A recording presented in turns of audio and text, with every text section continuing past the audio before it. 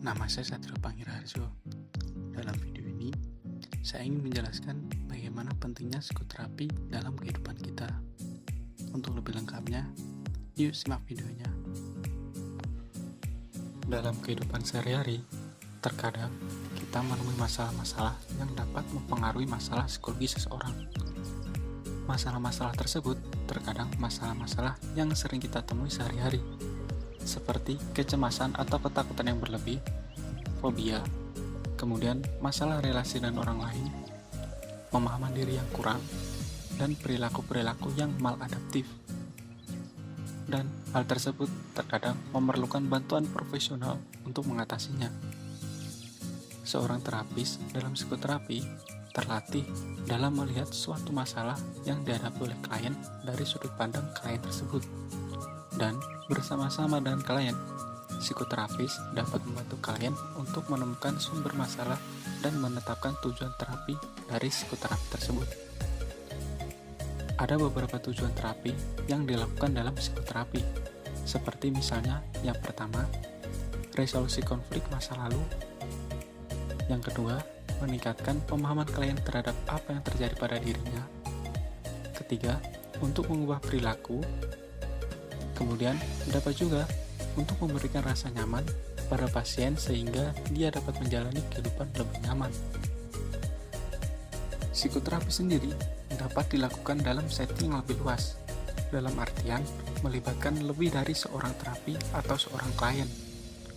Sebagai contoh misalnya, terapi atau psikoterapi yang dilakukan pada pasangan, atau psikoterapi yang dilakukan pada keluarga, atau juga psikoterapi yang dilakukan pada kelompok beberapa klien yang memiliki masalah yang sama, sehingga dapat mengelola masalahnya. Salah satu teknik psikoterapi itu ada yang namanya hipnoterapi.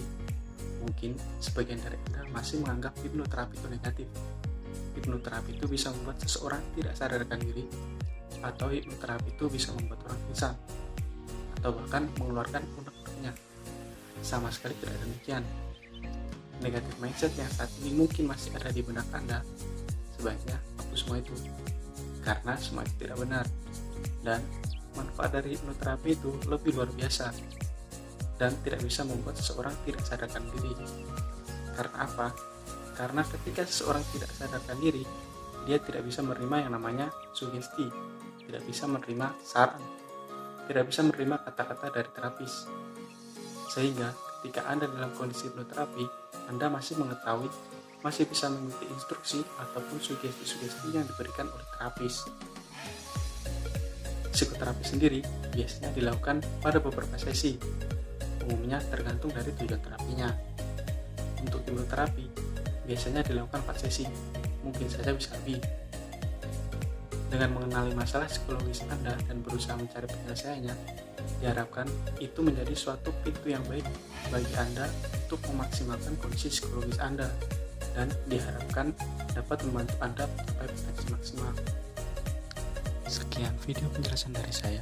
Jika ada salah-salah kata, saya minta maaf. Terima kasih.